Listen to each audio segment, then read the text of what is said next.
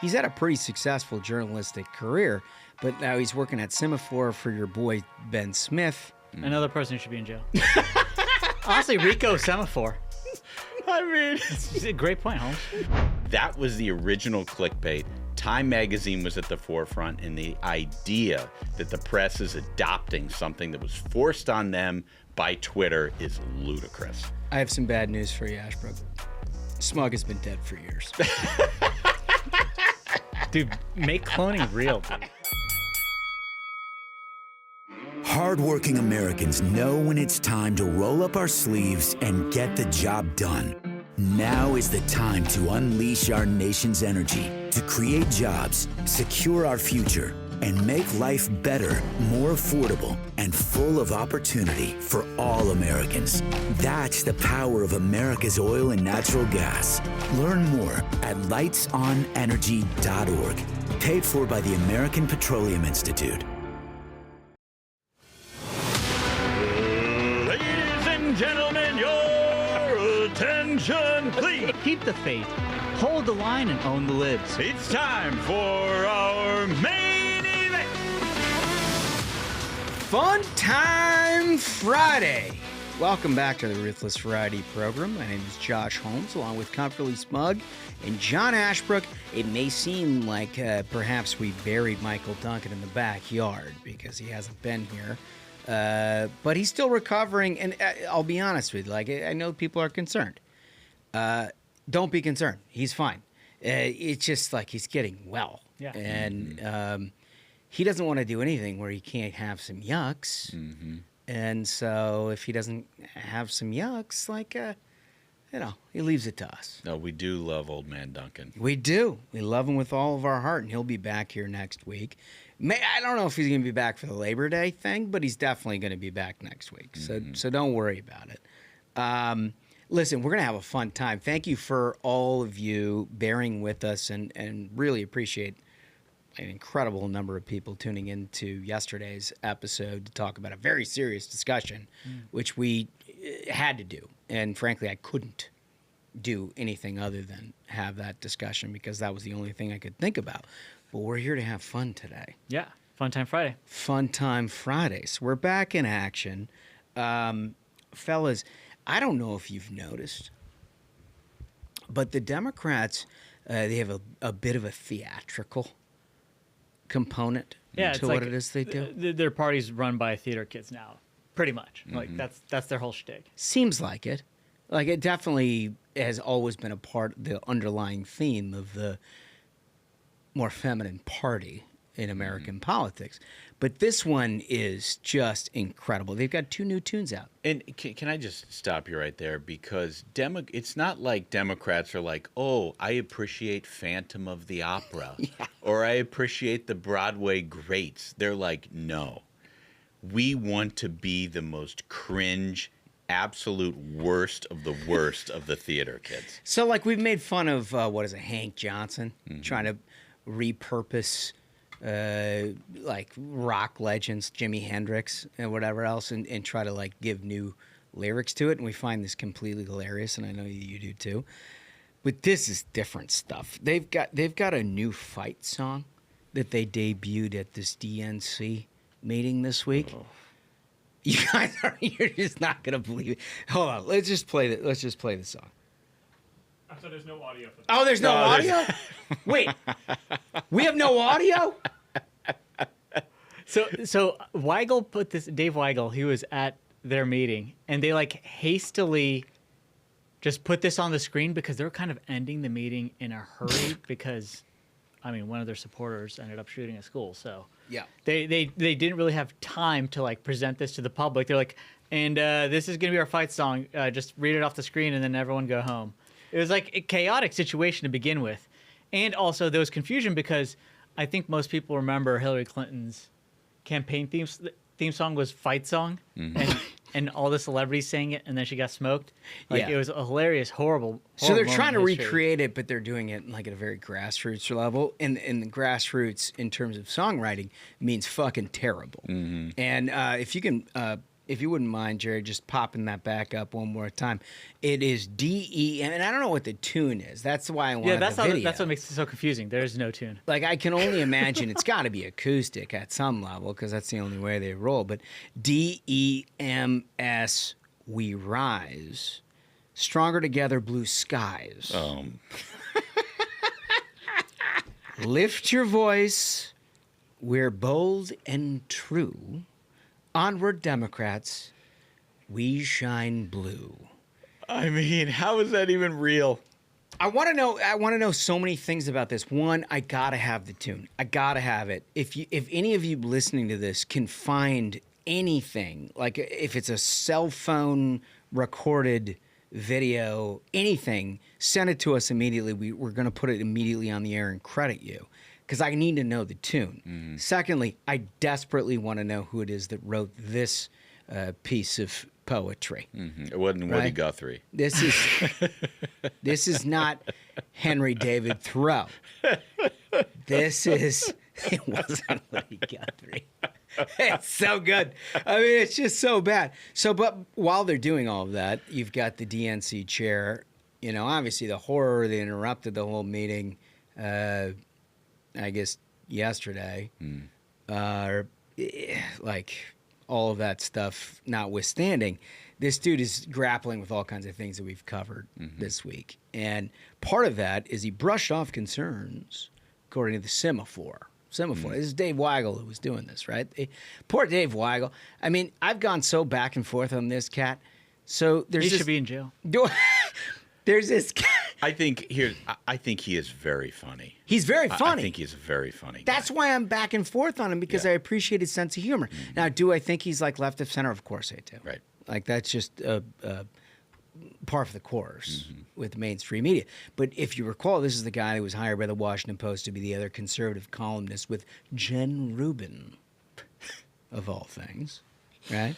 This was the conservatives that they'd hired to try to provide a conservative perspective at the Washington Post. Right. And like within months, he was a part of the journo list. Yep. They're all Obama supporters, and they're plotting together how to support Obama. And for those of you who don't know what we're talking about, there was a listserv that went out that was basically Democratic talking points that went to a whole bunch of Democratic operatives and also included more than a handful of journalists who dutifully wrote up whatever it was that they were talking about. Right. And if you're ever wondering why mainstream media seems to write everything Democrats say, what Josh just described is your reason. Well, it's alive and well, and no question about it. It just is not as public as it was back in 2010, I think, is when this happened. He got in trouble for it.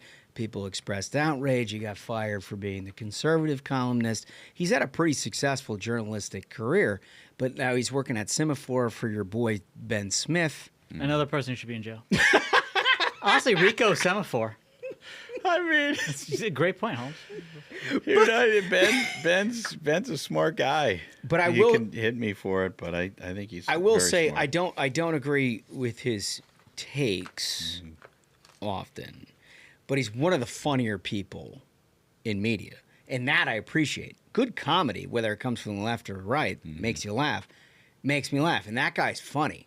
He's really, really good. Anyway, they send him for obvious reasons. You send a guy who gets comedy to a DNC meeting.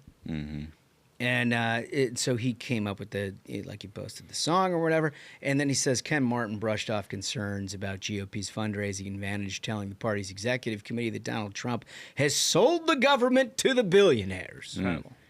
What an amazing statement, given the fact that the actual billionaires are the ones that are entirely responsible for not only the Democratic Party, but the 501c4 network of slush fund, foreign investment stuff that supports everything it is that they do. Meanwhile, like, Republicans are raising money $25 a pop across the middle of the country. So a hilarious deal there. And then Martin vowed that the party was now bringing a bazooka to a knife fight. And the bazooka is the song. The bazooka is that lady saying, like, this time we're living in right now is worse than the pandemic. Yeah, that's the bazooka. That's the bazooka. Also feels like a 30-year dated description of a weapon of some destruction. Right? A bazooka. Anyway, he says they're no longer going to play by the rules, quote unquote. Oh, surprise, surprise. Yeah. You mean the Democratic Party's not going to play by the rules? Well, I think it kind of felt like when I saw the discussion online about the DNC meeting, it feels like the grassroots is not happy about it. Like, especially when this corny song got out there. Like, the replies to it, I saw a lot more outrage coming from folks on the left than even Republicans dunking on it, because they're like, what the hell is going on with these clowns? They're they're completely out of touch with the public in so many ways. I mean, those stories came out of how they were like all in their luxury resort trying to be like, how do we reach out to men in between like spa treatments? No, it was like $20 million plan to how to talk to men. And there's like 40 beta males sitting in the audience that are like, we don't know. Even from this Semaphore article, idea. when we were talking about that song, it says a leader of the donation portal Act Blue shared a fight song that the party could adopt, putting its lyrics on screens so that the crowd could sing along. If the dude from Act Blue's up there, he's like, this is the fight song we've come up with. I'm like, well, where's the money going, bro? It's not going to anyone to write a song. Where's the money, Lebowski? And It's so bad. Can they not find? I mean, every single songwriter in this country Seriously. is a Democrat. Could they not just find one? I think also that Hollywood folks have like wised up to that shit, where they're like, I'm not going to do it for free. It was like what Beyonce wanted like $1 million for the Kamala Harris shit. totally. Like, they're having to pay now, and they're like, we're Yeah, not really raising money like we used to, guys. Totally like the last guy standing is Springsteen, who shows up once a cycle to give a concert for a losing campaign somewhere across the country. Again, another guy that should be in jail. It's like today's theme. Well, it's possible to like the music without liking the message. There's no question about that. But they're not done on the musical front. No way. In this one, we actually do have some audio and some video for those of you on YouTube. Remember, like and subscribe while you're there. But listen to this situation. Kilmar is our neighbor. You can't have him, Trump. No! Kilmar is our neighbor. It's for real. Everybody's wearing a pink vest. A pink vest, and that is a song, if you couldn't make out the lyrics, about Kilmar Armando García, who they have adopted as, I guess, something of a folk hero in the Democratic I mean, world. that is just such brain dead nonsense. That we have seen video of this guy human trafficking folks, and they're like, this guy's our neighbor? Like, what? You can't have him, Trump? Like, this is, I mean, we keep talking about how Democrats have become pro-crime, like openly. But it is still, to me, despite how many times I see these maniacs, absolutely shocking. It's shocking because every sane person understands you want to have a safe community for your family, for your friends, for yourself, and that you can get this group of people to get dressed, make signs, and sing a song for a human trafficker. It's like, But it not really only that, just doesn't I mean, make look, sense. look, the guy was investigated for domestic violence. He was never a citizen of Maryland. He never had a right to be in the United States. He was deported accordingly. And all of a sudden, you had Chris Van Hollen, a senator from Massachusetts, go down and have a margarita with the guy and made him a cause celeb at some level. Now they're singing songs about him. Like, I don't know about you guys. And look, marketing is only part of what it is that we've done over the years.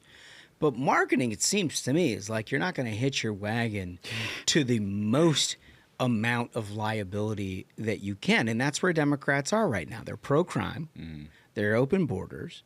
When they see what they think is an injustice, it's not the kids that are shot in school or the victims of violent crime in cities throughout this country. What their real person they need to write songs about and put on pink vests and get in front of cameras over is an alleged human trafficker with a history of domestic violence who entered our country illegally that they need to go see in El Salvador.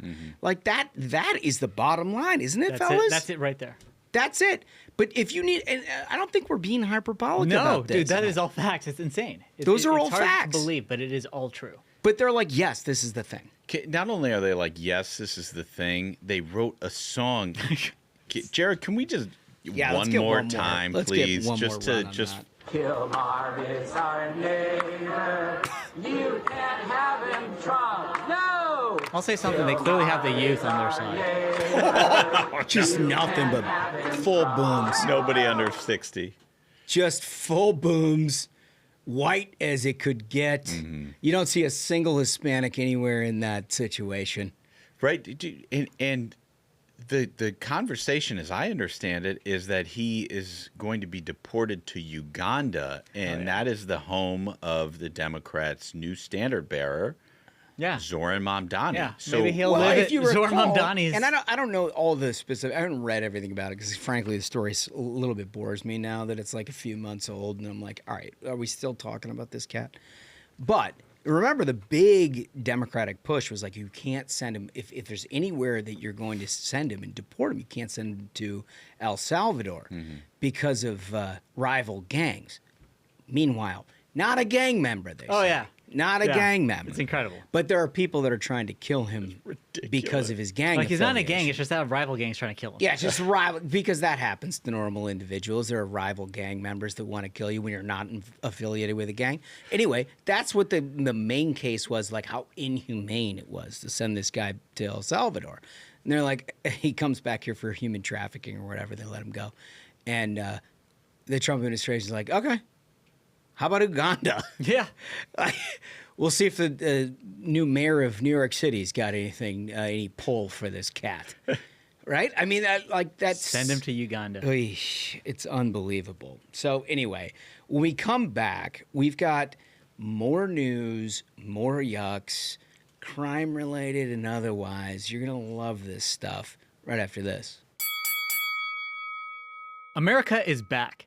Thanks to President Trump and leader John Thune's working family tax cuts, we stopped the biggest tax hike in history. But that's only the beginning. The big, beautiful bill also cuts taxes on tips and overtime, secures the border, finishes the wall, and protects Medicaid for Americans, not illegals.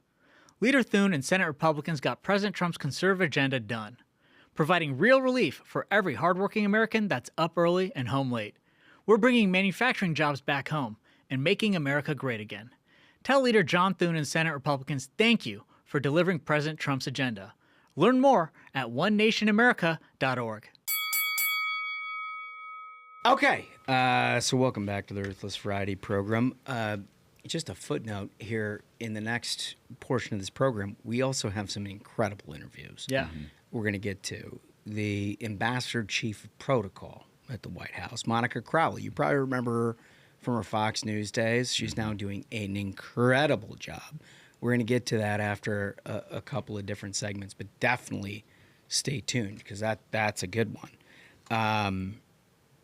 But we have our comments, right? And look, you know by now what we do is we ask you sincere questions because we actually want to know the answers. Like, there are a lot of people you do a show and you're like, hey, comment on this. And it's like just an algorithmic thing. We actually learn stuff from you. Mm-hmm. We try to read every single one of them. We respond when we can, but we digest it and we pick stuff out. And obviously we had a tough show on Thursday. Tough topic. Right.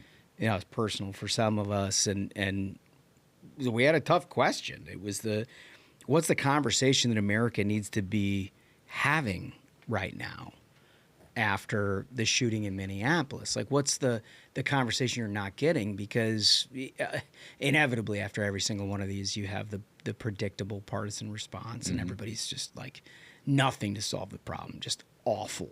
The left is just terrible on this stuff. And so we opened it up to you and your communities and the conversations that you want to have with you and your relatives and what we should be having as a country. To do that, we start with a voice. Okay, first one comes from LC333. LC writes, the conversation needs to be about solid, respectful investment in mental facilities. Good point. Currently, even if you seek help voluntarily, there is no room in the very few available. The wait to get in can be devastating. And this is a sincere, realistic need. It's so good. I was unaware of this, but this commenter is right in that there are not enough facilities and enough treatment for folks to go around. And like, that's something we need to think about. You know, I mean, we all talked about this trans situation and that it seems to be an epidemic in that you have people who have distinctive and obvious mental health issues that everyone in the world can recognize, but we've now been treated as a society where it's like, no, it's to be celebrated.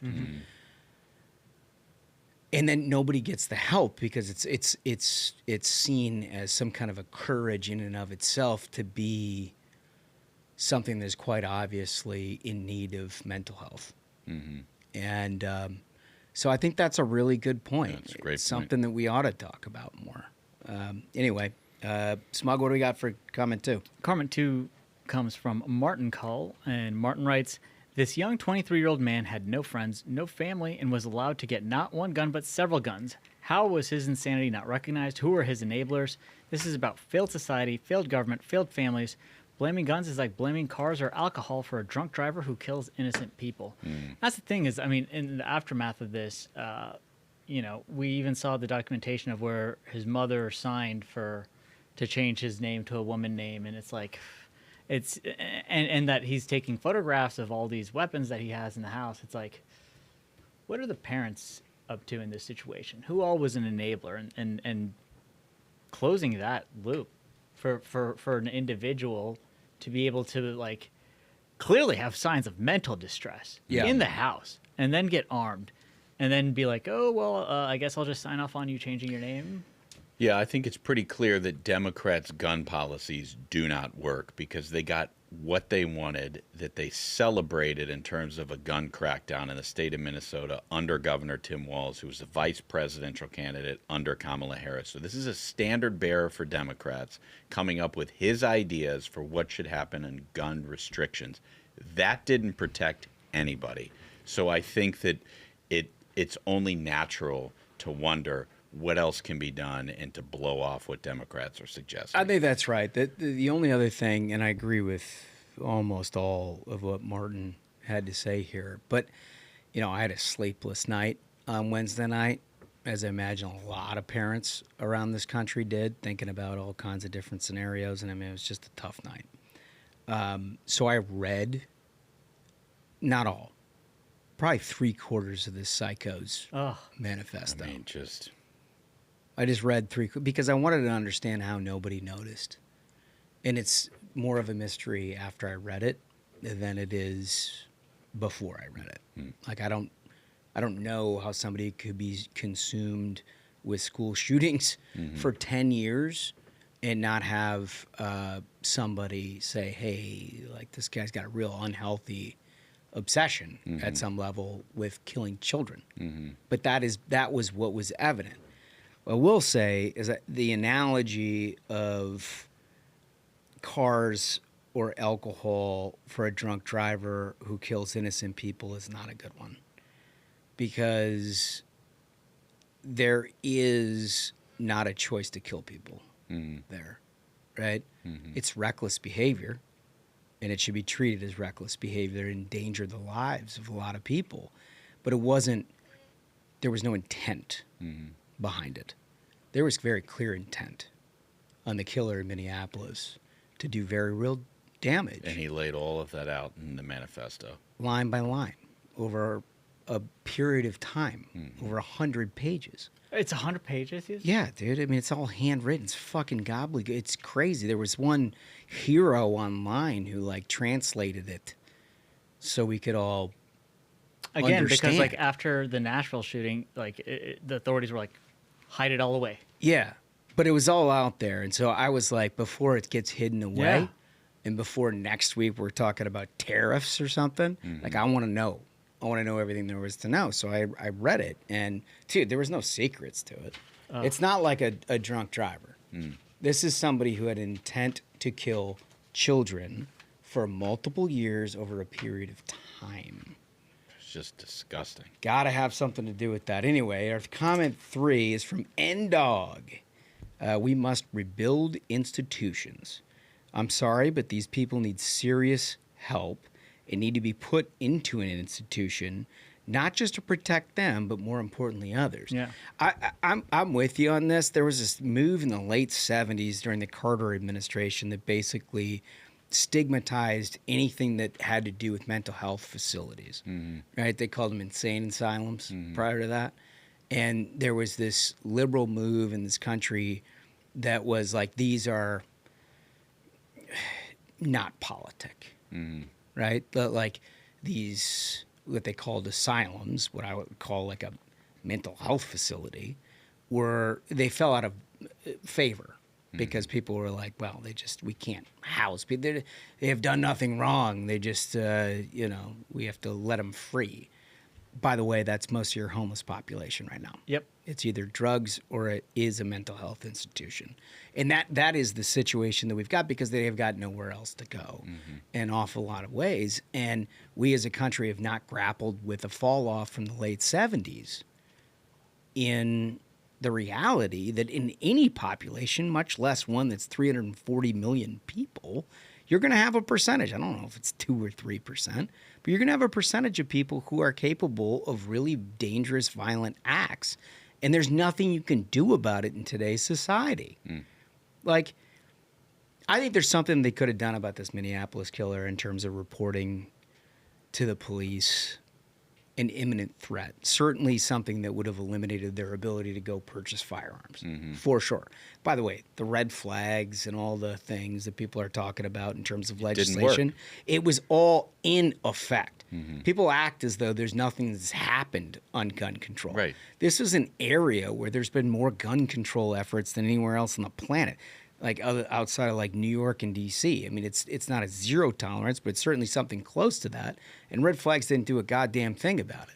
So, like, there is something that you could have done in this situation. But I think the larger point is when someone is clearly mentally unstable, you're talking about somebody who wants to change their gender, regrets changing their gender, which is the New York Post reported was in that manifesto where they were like, I can't believe I did this type stuff, which is a common thematic. Yep.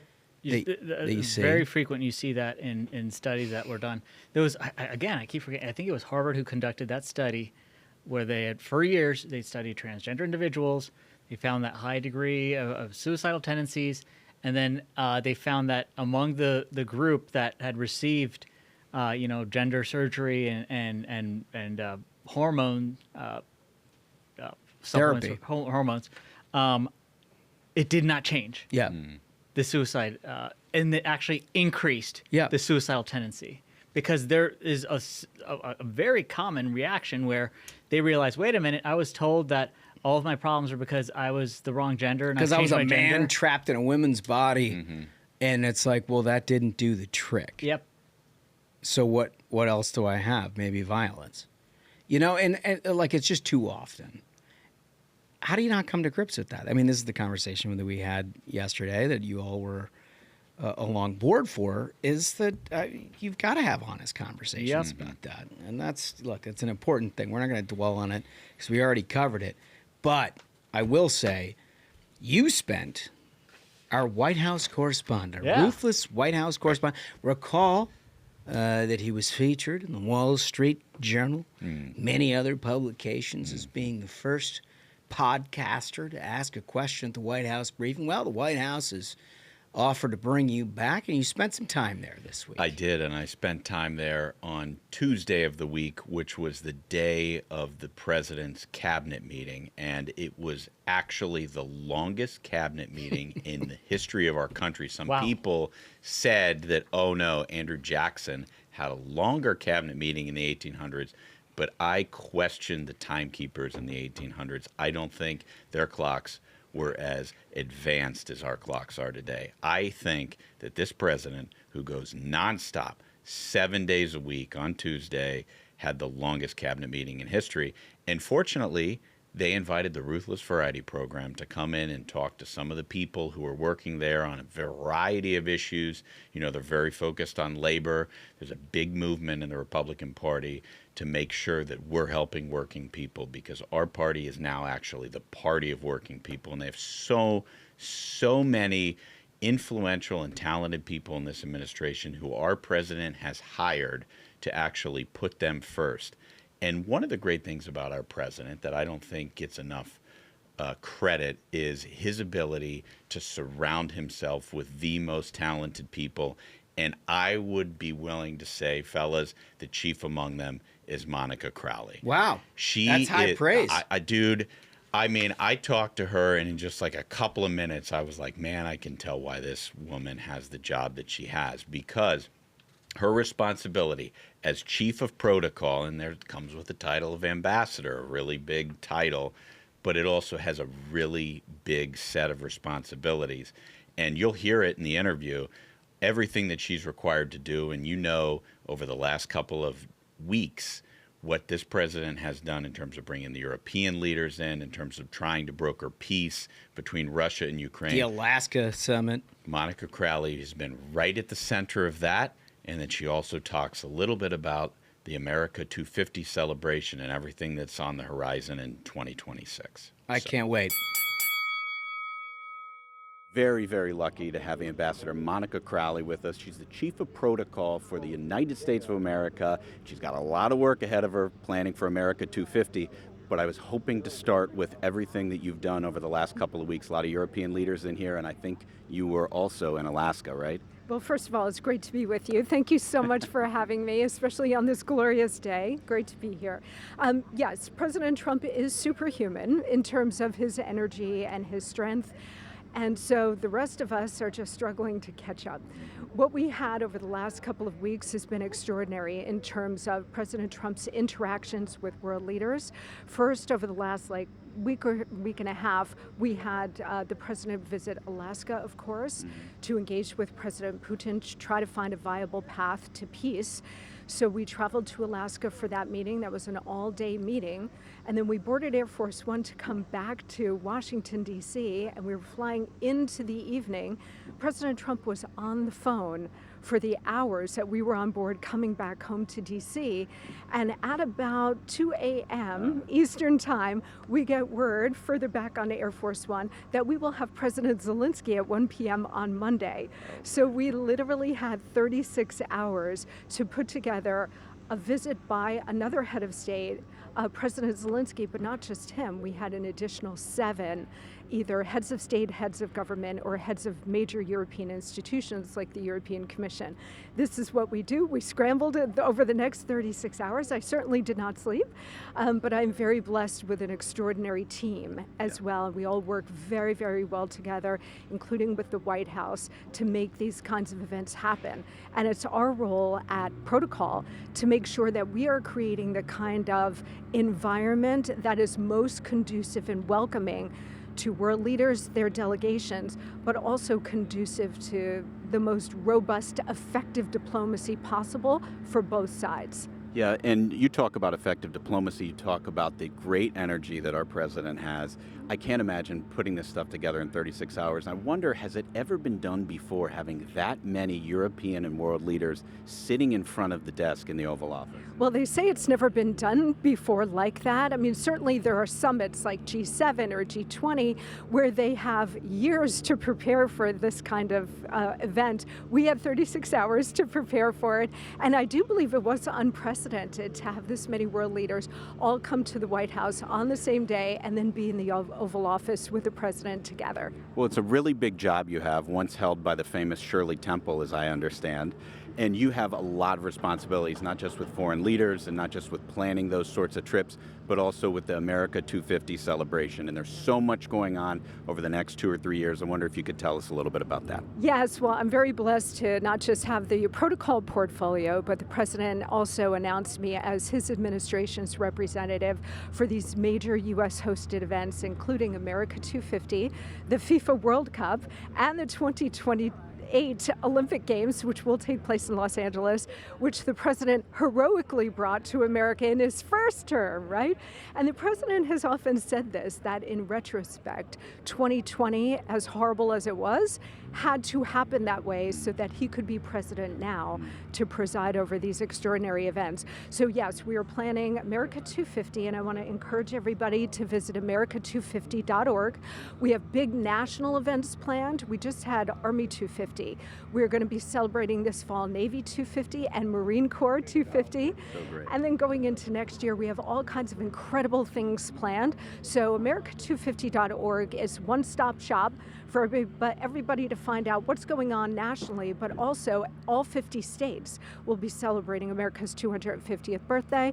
So you can go there and find out what's happening in your neck of the woods. We're so excited about the next year of celebration. Pretty exciting stuff. Ambassador Crowley, thank you for being with us today. My pleasure. Thank you. Our nation is standing up for American workers, restoring the pride of making products here at home. That's what we do every day. We're America's beverage companies, making American products with American workers in America's hometowns, delivering brands that have been enjoyed for generations, creating good-paying jobs, the kind that require only a strong work ethic. Because we believe in the promise of America and the people who make it great. What a great interview, Bud. A good opportunity. I'm glad that they invited you to go do that. Monica Crowley has been a friend of the program and somebody that we've admired for a long time. She's doing a hell of a job. Yeah. Mm-hmm. Also, she's in charge of like the Olympics and stuff. Yeah. Yeah. We're very lucky that she's doing it because there's nobody who is more dedicated to the details and will get it right than she is. It's so great. All right. Are you guys ready for a little bit of variety? Always. Okay, so you recall early this week, one of the things that came out of the DNC convention was they're like, we're going to have a mini midterm convention, which I'm in favor. I hope Democrats have hugely the biggest convention in the history of the world, because every single time that they present themselves in public as a group, it is the most objectionable thing you've ever heard. If every American was actually privy to the conversation that the DNC had this very week at their annual meeting, you would never vote Democrat ever. No. Right? I mean, this is like the craziest time capsule, bizarre behavior. Like, you wonder what the information flow is at some level. Like, how is it that these people can think what they... It was like, oh, double down on DEI. People love that. We want in on that. Yeah, we do have that Michigan problem. So let's make sure that we have the pro-Hamas constituency taken care of. Crime? Well, we can't be with Trump on eliminating crime, so we'll call it something else, and we're going to get to that in a bit. But like every single thing that they talked about was in a 25% or less constituency within the general electorate of America. So Trump sees this, and of course, is like the P.T. Barnum of our time. Greatest showman on the political stage of my lifetime, and it's not close. He sees that, and he's like, that's a great idea. We should have the same thing, and we'll go back to back with it. So he comes up with an idea saying, in that light, I'm thinking of recommending a national convention of the Republican Party just prior to the midterms. What a wonderful contrast. Brilliant. Wouldn't that be fantastic? Yeah, it's absolutely brilliant. I mean, nobody puts on a show like our great president, and I think you said it right. I think he is the P.T. Barnum of our time. I think that this guy entertains in a way that people have wanted for a very long time. I want to make sure that the Ruthless Variety program has the same real estate that we had at the last I one. want to be at the convention because it's always a terrific time. But also it does, like, every convention Trump has had did such a great job of focusing the party on one mission of like, okay, everybody focus up. We need to win this. Gets everyone on the same page and just... And everyone has a great time. It makes our party look so great. It looks, all of our policy positions seem like common sense and brings more people. I remember when we were at the last convention and I was seeing the reaction it was getting online every night on TV. because you have like normal people who aren't as politically engaged as our listeners, as us, who are tuning into a convention and they're like, wow. Right. So I guess they're just the normal people. That's just the Republicans. This is the great genius of Trump, is that he gives It's voice. a show.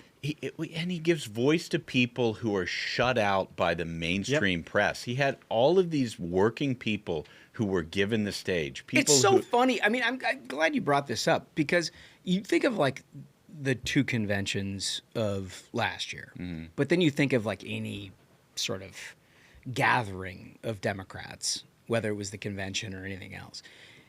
The convention for Republicans last year, clearly it came in the backdrop of Butler, which is an emotional moment. Everybody was sort of rallying around at that time. But he also led night one with a union activist that some of us, myself included, find many of their ideas completely objectionable, like antithetical to everything that I believe in. But they were part of the coalition. They were willing to have a conversation. They were willing to address a Republican National Convention, and their ideas were accepted, maybe disagreed with at some level or agreed with in others, but they're part of the thing. And like you go to the Democratic side and it's like, all right, we're just going to confiscate any wealth that we deem to be excessive. Government is going to centrally plan your lifestyle for you. By the way, trans are the most valuable commodity that we all have. And so, of course, sports and everything else is totally on the table. The rest of these people are trying to kill you.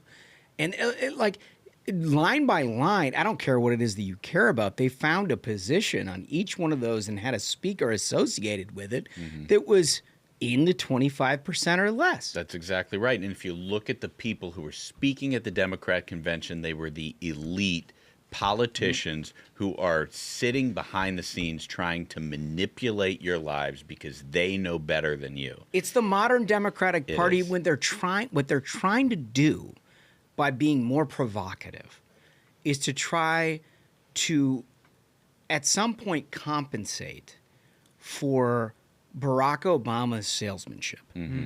That's what it is. Like if you look back on the 2004 speech, the red state, blue state, whatever, there's not an American in the world that could disagree with what it was that he was saying, what the riff was that he was saying. Like everybody's like, wow, that's really impressive. Even if you weren't going to vote Democrat, you're like, wow, that's good stuff. But because he could sell it and then like, as evidenced by his presidency, nationalize healthcare, all of a sudden turn us into a like racially divisive country and like push all kinds of policies that were negative towards our country because he could sell the big thing. They have nobody who can sell the big thing, so they have to focus on the divisive components that Barack Obama actually did rather than the things that he actually talked about. And that's like the trick in politics, right? I mean, Democrats have done this forever. Like Bill Clinton is a good example of that, although he did some moderate things, but he was somebody who you could relate to at some level. And they never really got into what it was that they were trying to do. I think they've completely abandoned that approach. And interestingly enough, Obama himself, I saw the other day he tweeted out this article, and he said that President Trump sending National Guard out to fight crime is an example of authoritarianism. And I was like, dude, you've lost it. I mean, like, it is really incredible. Imagine coming out opposed to solving a crime problem. I don't care what it takes. Does anybody listening to this, do you care what it takes to solve a crime problem? It's crime, for fuck's sake. His whole biography, straight up, is the foundation of it. He's like, well, you know, I grew up on the south side of Chicago, which was dangerous, and that's why it's amazing that I made it. And it's like, okay, so you don't want anyone on the south side to be safe? You're kicking the ladder down behind you? You're like, yo, I made it out of there. I got like $1 billion lined up for my library. If you're still there, you're fucked. That's good luck, everybody. He's like, I signed my Netflix deal. I'll see you guys in hell. I mean, honestly, dude. He doesn't care. He doesn't.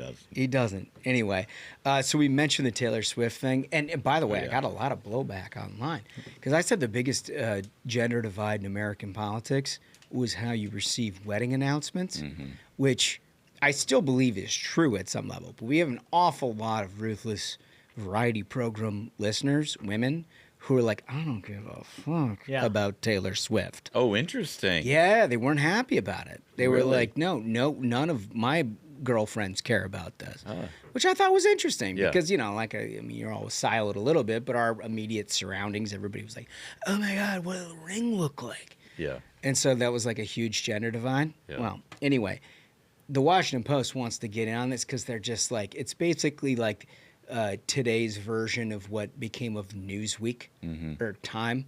Like when you stopped publishing a magazine, you just wanted the clickbait so you could sell some advertising and totally. pay the staff. And they're like, how do we get in on this? The Washington Post editorial board, and I'm not making this up. This is the editorial board? Yes. Oh my God, it was. The editorial board wrote an editorial entitled Why Taylor Swift's Love Story Defies the Gravity of Spectacle. Dude, what are we doing here? I mean, we were told, look, mere months ago, there was a whole bunch of resignations from long-time contributors to the editorial board, none of which we particularly agreed with in any form or fashion, so we were happy to kind of see them go at some level. But they were told directly, like, well, this editorial board is going to be focused on capitalism, on market-based economy, on, like, objective truth, democracy, like objective truths that represent America because we're covering the capital city and like this is what we're going to follow. And they're like, oh, how can you do that? It's a racist and whatever. And then you see this. Did we get the graphic of it up there? Can I see that? So this is what's so hilarious to me. It's a ring. Is we know the Washington Post, their tag, it's still there. So it says, the Washington Post, democracy dies in darkness. Editorial board, why Taylor Swift's love story defies the gravity. It's just so good. So they go through this whole thing where they're talking about like how this is the closest thing we have to the royals. It was basically our conversation that we had yesterday about how it's like a bizarre sort of gender divide of like royal weddings and stuff that none of us particularly care about, but there's an awful lot of women that do. Well, they're going to capitalize with some clicky clicks. How is it that after Jen Rubin left, their editorial board got even more ridiculous? Like, that's an accomplishment. Dude, it really is. I do want to take issue with one thing. And that's this idea that the mainstream media has just now woken up to clickbait. Like that because they're writing a Taylor Swift story, the Washington Post is like, we're adopting this new modern rage in clickbait. Yeah. Okay. Time magazine in the 1990s headlined over and over again stories about cloning. You remember this. Yeah. The front of Time magazine. Cloning. What's the moral question about cloning? How are we? Like, they gave you the impression that science was advanced to the point where you were going to be sitting in a classroom next to a clone if they didn't get to the bottom of the story. And, like, I don't know about you. I've never met a clone. I mean, that was in the 90s. This is like, we're talking 30 years ago that they were writing these stories. That was the original clickbait. Time magazine was at the forefront, and the idea that the press is adopting something that was forced on them by Twitter is ludicrous. I have some bad news for you, Ashbrook. Smug has been dead for years. Dude, make cloning real, dude. I was hearing that, and I was like, number one, we've already talked about this. Like, You would do it in a heartbeat. not for myself. I want mammoths that we could hunt. Cloned. Mammoths. Oh, yeah. Yeah, hunt. I'll The take hunting. that. I want T-Rexes Yeah. from helicopters. So here's the thing: is like all Which these Duncan movies. talks with the vestigial. Yeah, like the arms of a T-Rex, I bet, are better than chicken wings. Oh, I yeah. guarantee it. Yeah. And I'd want to hunt them from helicopters. Like, you could helihog, but what about a T-Rex? You Yeah. know, like shooting a T-Rex down. Yeah, be good. Time magazine told us 30 years ago that was possible. They misled us. They also gave us the whole acid rain thing, too. I remember the cover of that bad boy. Right. This was like a global warming before it was global warming. Right. First of all, it was global cooling, and then it was acid rain before it was global warming. Like, they were like, oh, acid rain's going to kill everything. No crops are going to exist. They've been doing this for ages. Yeah, no, it's true. It's true. Although it's only a matter of time before they start printing stories like online people say. You know what I mean? Where they report out a story that's based upon like what people on X are saying. I can't wait for that. Okay, so you mentioned the cabinet meeting that you Yes. were at. One of the, I think, most underappreciated elements of this, because the Rubio comment that he had about being a Labor Day and like it's so extraordinary because I have 4 jobs or whatever. That stole the show, and everybody led with the news on that. Here's an underappreciated one I didn't know until a day later because the clips didn't make their way around. So good. Clip 2. This thing about people getting married on Saturdays during college football season is a scourge, Mr. President. It's divided families. I don't know if we can have an executive order on this. It's insane, but it's really difficult. There's 7 other months of the year that people can get married, so I just wanted to say that because it's very, very difficult. Thank you. Fantastic. Thank you very much. This is a policy proposal that the Ruthless Variety program can get behind. Absolutely. An executive order banning weddings during college football season. I mean, dude, he's firing on all cylinders. Rubio's on fire. I mean, he's been not only in terms of professional, knocking out crisis after crisis after crisis. He's gone and saved American hostages, brought them back from overseas, handling so many things. The Secretary of State has 9 other jobs. Yeah. And then he still is able to crack a joke. And then when you got that wide shot, it's like this cabinet's just like a murderer's row. You've got Burgum right next to Rubio. You've got Pete Hegseth right there. You know what the most important part is? Seem to like each other. Yeah. Yeah. I mean, that really helps with the teamwork. That helps with the teamwork. I mean, look, we've been around a while. Republican or Democrat, there's always a little clique of a third and a third and a third. And some people get along with others. It doesn't seem so. No. Here. It seems like everybody's kind of rowing the boat in one direction. You can agree or disagree with what it is they came up with. And there are elements, obviously, where you have disagreement. And I'm sure they have full-throated debates internally. But it seems like from a personal level, one they all team, get one along. dream. And the results speak for themselves. Yeah, it's really good. All right, so we talked about last week and a little bit this week. You mentioned in relation to the Minneapolis shooting, wouldn't it be nice if you had a Democrat who had a little bit of a Sister Souljah moment saying, we need help. And if Donald Trump is willing to offer some help, perhaps that's a good thing, right? They would never be reelected, and we talked about that or whatever. Well, the D.C. mayor wasn't out of her own choice because of the White House's ability based on federal jurisdiction of D.C. in order to come in and crack down on crime.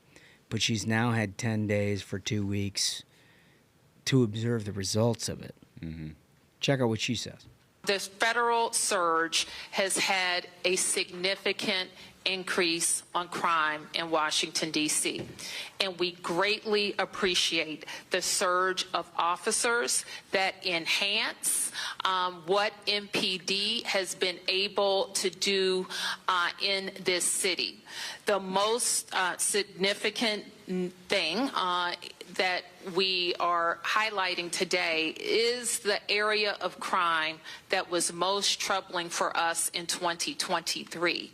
Now, the difference between this period, this 20-day period of this federal surge and last year represents a 87% reduction in carjackings in Washington, D.C. Holy shit, were those facts? That's impressive. Were those facts? Unreal. Turns out when you say crime is illegal and you try to enforce the laws, carjackings go down by 87%. I'm going to give Bowser credit. Look, this is the same mayor that decided to allocate an enormous amount of government resources to paint and repaint Black Lives Matter Avenue over and over again following the death of George Floyd before they decided to tear it up. So she's not without fault. You know where her constituency lies on all of that. But in terms of crime, she's willing to say to a camera with a microphone in front of her face what the result was of what Donald Trump has been helping them to do. That's a thing. It is. And the results are unmistakable. Note Democratic mayors throughout the country. I understand that nobody wants to do anything with Donald Trump. I understand your constituency, but when you improve the lives of the people who vote for you, it makes a difference. People think you're doing a good job. Sure does. It's not that hard. You don't actually have to create an argument not to do a good job. Right. right? It's incredible. All right. So the last piece on this before we get to our interview, Carolyn Leavitt addressed what Trump was talking about earlier in the week as it relates to fatso. Isn't that what does Trump call him? Big slob. Yeah, he calls him slob. Call him fatso straight up. Yeah, That'd be fatso. incredible. Fatso, His family is pushed him out of the business. Governor Fatso. That must have been a heavy lift. We're talking about Pritzker. A heavy lift. Good work there, pal. In Illinois, anyway, he's made a big show of the fact that he's that, no, we're not going to, despite the fact that his, like, literally capital city looks like Mogadishu. He's like, no, we're not dealing with all that.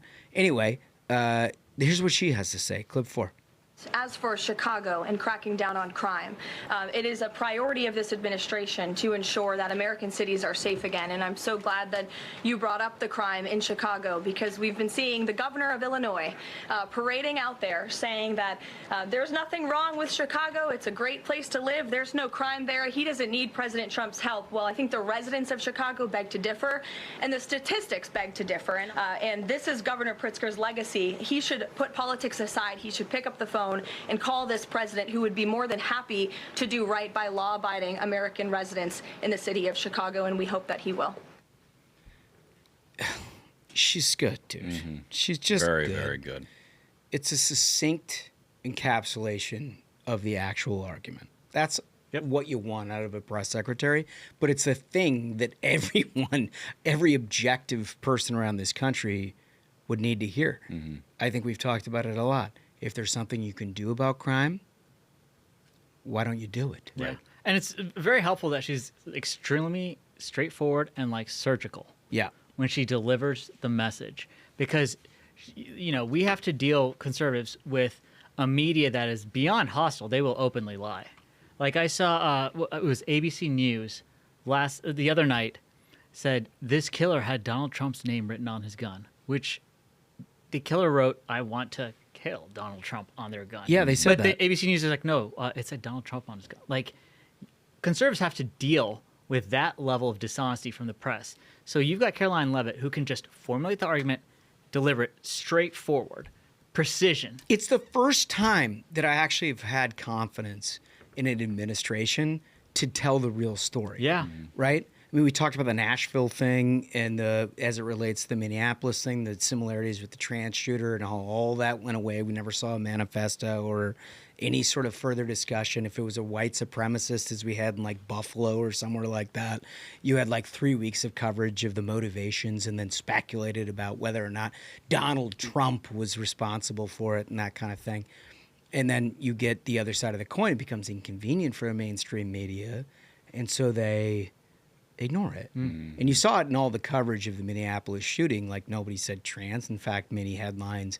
The New York Times used pronouns that were the preferred pronouns of the alleged killer. The New York Times straight up said it's impossible to know her motives. her motive. Yeah, like, it's just really? They really did. Yeah, they really did. So that's what you're up against. And when you have somebody like Carolyn Leavitt or a Trump administration, you have comfort in knowing that you're actually going to have a full conversation that's not advocacy for one ideological point of view. You know what I mean? That's look, dude, there's many things over the 10 years in the Donald Trump era of politics that I've been like, that's not my favorite stuff. These last 8 months, I've felt more comfortable about the leadership of this country than I felt in any era of my lifetime, because they're not going to brush that shit under the rug. No, there's no free shots. You're going to have a real conversation. She's having a real conversation. You're not allowed for the governor of Illinois to be like, yeah, we have no crime here. Oh, really? You have the highest crime statistics of anywhere in the organized world. Let's talk about why it is that you don't want to do anything about it.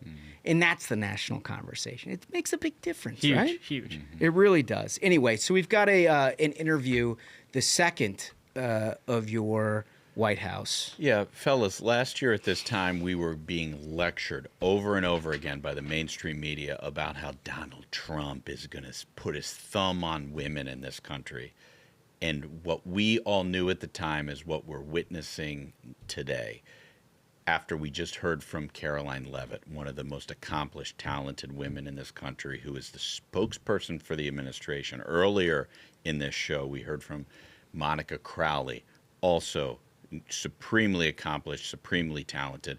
We're about to hear from Brooke Rollins, Secretary of Agriculture, and is so smart. She's actually, I think, one of the most powerful members of this president's cabinet, and she's a woman. 1 year ago at this time, we were told this wasn't possible, but here we have the triumph of talent in Brooke Rollins. We are very, very lucky to have Secretary Brooke Rollins with us today, who is doing so much work on the heels of what was probably the longest cabinet meeting in history. It has been confirmed. There was a 3-hour and I think 10-minute one in 1830 or something. So yeah, we're all part of history today, everybody. Yeah, it's incredible. And you got off to such a fast start. You know, this president made so many promises about how he was going to bring prices down. Yeah. And I know at the very beginning of the term, egg prices were up because of Biden. You dug right in and you started working on it right away. I wonder if you could tell us a little bit about what you did and how that happened. It's funny, and the president still talks about it 7 months later, which is so kind. But yeah, when I was first, egg prices were up 237% when the president took over in January of this year. I was sworn in on, I think, February 13th. And one of the first things he said was, Brooke, I am getting, people are blaming me. They can't buy eggs. And eggs, of course, a low-cost source of protein, especially for maybe the lower income families that can't afford a $10 carton of eggs. Not many of us can. So we immediately got to work within a couple of days, had a 5-point plan put together. We rolled it out, I think, a week later, and very, very aggressive, pushing back on avian bird flu, which was one of the drivers, pushing back on over-regulation under the Biden administration. They just put too many cost drivers on a lot of our ag producers and our layers and poultry especially, putting some money into investments and looking to see what we can potentially do, and then importing some eggs from overseas. And it's so funny that the price immediately started coming down. And I think it's really reflective of the larger Trump sort of approach, his cabinet, his leadership. If there's a problem, we have been equipped and empowered to swing for the fences and go fix it. Don't worry about what the media is going to say. Don't worry about next week if someone's going to be mad at you. Just do what you think is right. And in other administrations, Republican and Democrat, just politics in general, there's such a kind of an antibody effect. Everyone's so risk averse, everyone. And I've been in this for a long time.